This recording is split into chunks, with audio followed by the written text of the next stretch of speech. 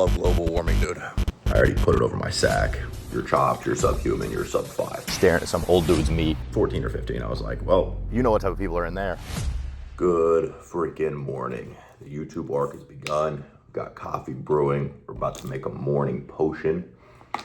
And I'm gonna be honest with everyone here. My morning routine is absolutely cooked. My morning routine is cooked. I wake up, I immediately grab my phone, start answering messages, seeing what clients texting me, seeing what my partners are saying, checking notifications.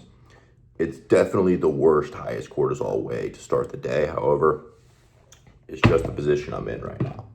This morning, salt, baking soda, and the number one most important ingredient in the morning is some potassium. Because everyone wakes up bloated to all hell in the morning, and I need to film videos. I'm filming a video right now. Film Instagram content, and if I don't debloat, then all the comments are gonna be like, you're chopped, you're subhuman, you're sub 5. So we've gotta get this potion down. Then we're gonna get a couple cups of coffee down, open up the computer that I'm sitting at, start working, see where the day goes. I'm not entirely sure what I'm gonna do today. I mean, I know what work I'm gonna do today. I don't know exactly what I'm gonna do today to film, to make it seem like my life's that exciting. So it might be a lot of yapping. It's still hot. I thought it was gonna be like really cool, like I was gonna do like a transition that was really, really hot. So we're gonna clear probably a pot of coffee this morning. Normally I have a meeting at this time. So normally, I wake up, check messages, make some coffee, get some water down, hop on a meeting, but today is Saturday, so no meeting.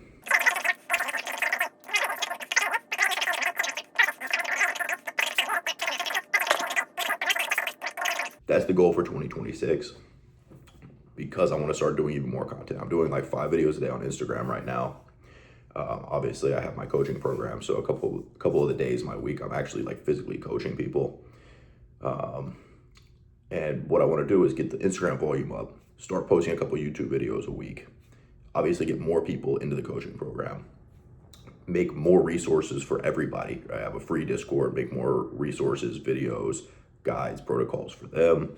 More exclusive stuff for the guys in the accelerator, a lot of YouTube videos, a lot more Instagram content, a lot more Twitter content. I love global warming, dude. We should burn more coal, destroy the ozone layer, tear down more trees, whatever it takes to make sure that we have more days like this in the middle of January where it's sunny and 75. Look at Australia. Everyone's tan, everyone's happy. They have no ozone layer. Just destroy the ozone layer, life's gonna get better.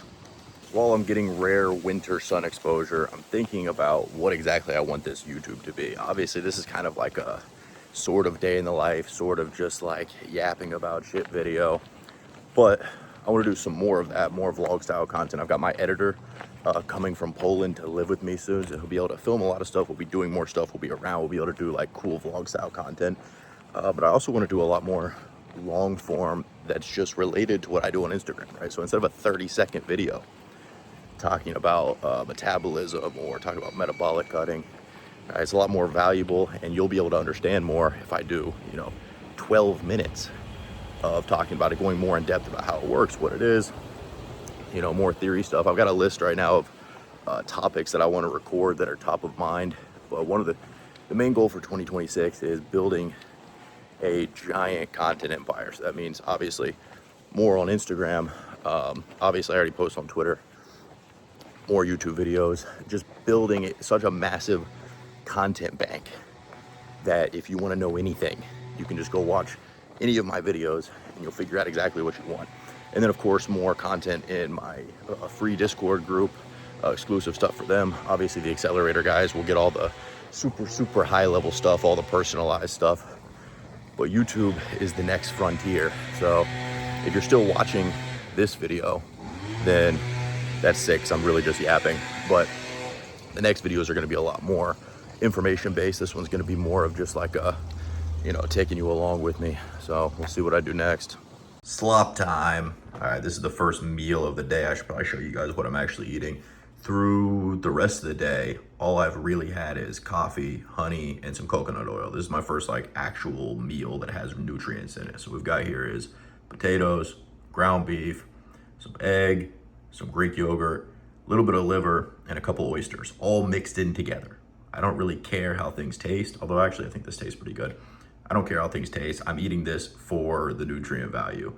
And honestly, when I was gone for the holidays the past few weeks, and I was eating more like what my mom was cooking when I was back home, I missed this. I missed the slop bowl. I'm gonna eat this, interact in the Discord a little bit, and then go back to work, filming some content, and probably be going to the gym next time, in the next clip. Heading to the gym to train legs. Don't you just hate the dudes that are like, oh bro, I love leg day. I love leg. No, you don't. No, you don't, bro. Nobody loves leg day.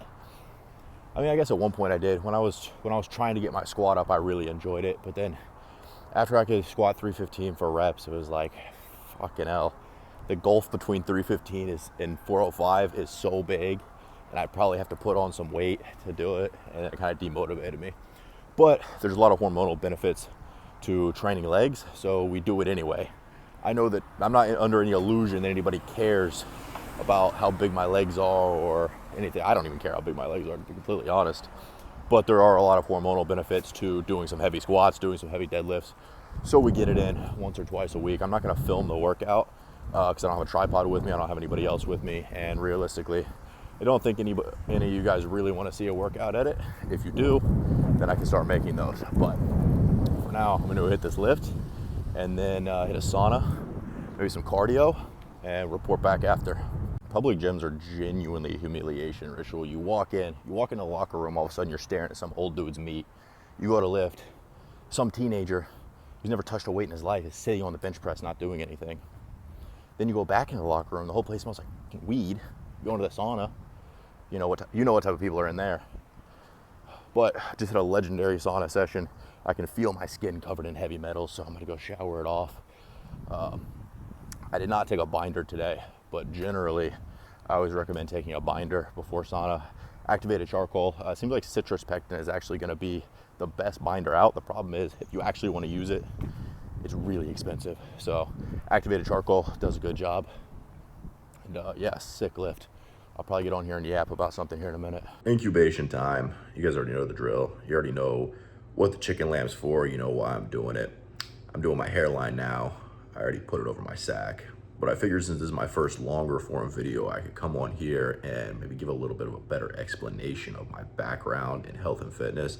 I post about some of it on Twitter. I post about some of it on Instagram, but like you're a little bit nerfed with short form, right? Because you have to, cut a lot of stuff out. You can only have like 30 or 60 seconds. There's only so much information you can convey in 60 seconds. So I was diagnosed with Crohn's disease when I was 11 years old.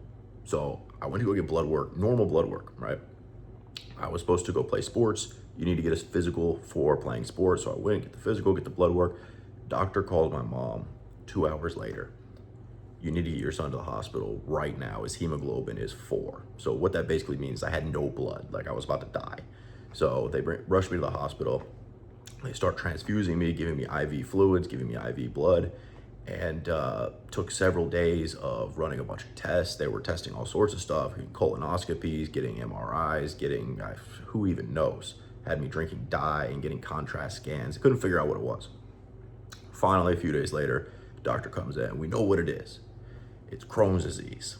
He has a bunch of ulcers in his colon, and he's basically been bleeding out. Basically, I've been bleeding out slowly over probably a year or two at that point from ulcers in my stomach, and I just didn't know. Looking back, I was losing weight. I was really pale. I had low energy, but I was always taught to be tough. So it's like, yeah, I mean, I don't know. I don't feel that great, but I'm just going to get up and go to school anyway. I'm going to get up and play sports anyway. So, put me on a bunch of medications. And one of those medications was very high doses of prednisone, corticosteroids. One of the side effects of prednisone, corticosteroids, is that it jacks up your appetite and it makes you retain a shitload of water. So by the time I was 12, I had gotten seriously fat. Like I was like, my face was mooned out. I had a big gut, mostly from these drugs, right? Rebounding from this near-death experience to all of a sudden having a huge appetite and being on corticosteroids that are obviously anti-metabolic as well. So at 12 years old, I was like, okay, I do not want to be fat. So I got on the internet, started researching diets, how to lose weight, and came across bodybuilding forums, came across, various pieces of advice. And this would have been in, how old was I when I was 12? 2013, maybe 2014, right? So the advice on the internet was very rudimentary. But I got on my first diet. I started biking, started riding my bike like 12 miles a day. I stopped eating processed food. I started eating very clean stuff, cut my calories, and I got back down to a normal skinny weight. And then when I was 15, I was like 14 or 15, I was like, well, I successfully lost weight, but now I'm just skinny. And I wanted to start putting on some muscle. I wanted to be jacked, right? My dad's a Marine, so he's always been in great shape. He's always exercised. I've always seen him lift weights, exercise, train combat sports.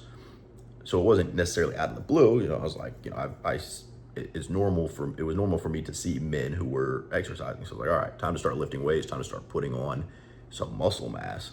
And we had some dumbbells out in the garage, like 15s, 20s, and 25s. I was like, I need to figure out how to bench press. So I built a bench. I went out in the shop, found some plywood, found some 2x4s, and built a bench that I could bench press on, and started doing bench press and curls and flies, whatever I could do with dumbbells and a makeshift bench. And I did that for about a year until I was 16. When I was 16, on the day I turned 16, I went to go take my driver's test. I had already gotten a car. I already acquired a car, really piece of shit 1999 Ford Taurus station wagon. It was horrible. It was so ugly. But I went to get my driver's license. The only reason I wanted to drive, I didn't have anything else to do. The only thing I wanted to do was get a gym membership at the local gym.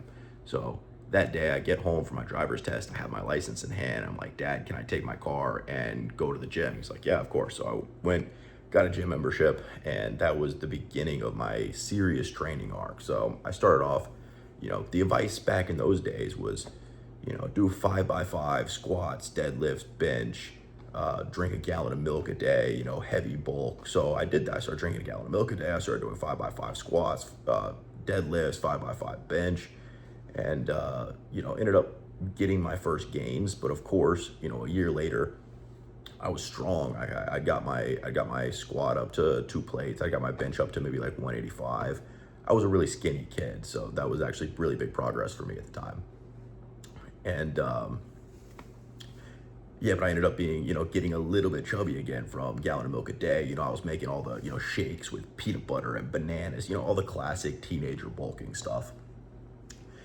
And then I started leaning down a little bit after that. I discovered pre-workout for the first time back in the days when you could still get DMAA, like the Jack 3D stuff. So the first time I took a scoop of pre-workout changed my life. It started my kind of lifelong obsession with experimenting with supplements and, various performance enhancers and seeing how I could make myself feel certain ways and get certain effects in the gym.